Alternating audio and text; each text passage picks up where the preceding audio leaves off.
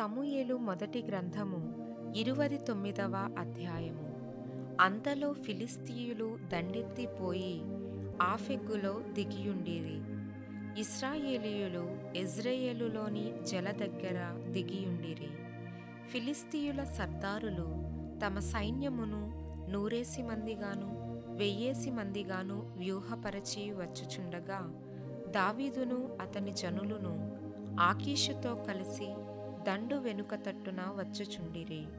ఫిలిష్తీయుల సర్దారులు, ఈ హెబ్రీయులు ఏల రావలెను అని ఆకీషును అడుగగా అతడు, ఇన్ని దినములు ఇన్ని సంవత్సరములు నా యొద్ద నుండిన ఇశ్రాయేలీయుల రాజైన సౌలునకు సేవకుడగు దావీదు ఇతడే కాడా? ఇతడు నా యొద్ద చేరిన నాట నుండి నేటి వరకు ఇతని యందు తప్పేమియూ నాకు కనబడలేదని ఫిలిష్తీయుల సర్దారులతో అనెను. అందుకు ఫిలిష్తీయుల సర్దారులు అతని మీద కోపపడి, ఈ మనుష్యుని నీవు నిర్ణయించిన స్థలమునకు తిరిగి పోనిమ్ము. అతడు మనతో కలిసి యుద్ధమునకు రాకూడదు. యుద్ధమందు అతడు మనకు విరోధి అవునేమో. దేనిచేత అతడు తన యజమానునితో సమాధానపడును? మన వారి తలలను ఛేదించి తీసుకొని పోవుట చేతనే గదా తన యజమానునితో సమాధానపడును. సౌలు 1000 కొలదిగాను దావీదు 10,000 కొలదిగాను హతము చేసిరని వారు నాట్యమాడుచు గాన ప్రతిగానము చేయుచు పాడిన దావీదు ఇతడే కాడా అని అతనితో చెప్పేరి. కాబట్టి ఆకీషు దావీదును పిలిచి, యెహోవా జీవము తోడు, నీవు నిజముగా యథార్థపరుడవై ఉన్నావు. దండులో నీవు నాతో కూడా సంచరించుట నా దృష్టికి అనుకూలమే.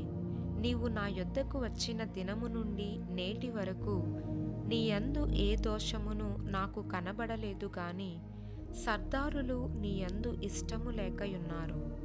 ఫిలిష్తీయుల సర్దారుల దృష్టికి నీవు ప్రతికూలమైన దాని చేయకుండునట్లు నీవు తిరిగి నీ స్థలమునకు సుఖముగా వెళ్ళుమని చెప్పగా దావీదు, నేనేమి చేసి తిని? నా ఏలిన వాడవగు రాజా, నీ శత్రువులతో యుద్ధము చేయుటకై నేను రాకుండునట్లు నీ యొద్దకు వచ్చిన దినము నుండి నేటి వరకు నీ దాసుడనైన నాయందు తప్పేమి కనబడెనని ఆకీషునడిగెను. అందుకు ఆకీషు, దైవదూతవలే నీవు నా దృష్టికి కనబడుచున్నావని నేనెరుగుదును గాని ఫిలిష్తీయుల సర్దారులు ఇతడు మనతో కూడా యుద్ధమునకు రాకూడదని చెప్పుచున్నారు. కాబట్టి ఉదయమున నీవును నీతో కూడా వచ్చిన నీ యజమానుని సేవకులను త్వరగా లేవవలెను.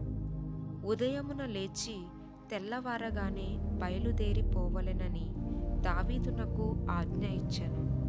కావున దావీదును అతని జనులును ఉదయమున త్వరగా లేచి ఫిలిష్తీయుల దేశమునకు పోవలెనని ప్రయాణమైరి. ఫిలిష్తీయులు దండెత్తి యెజ్రెయేలునకు పోయిరి.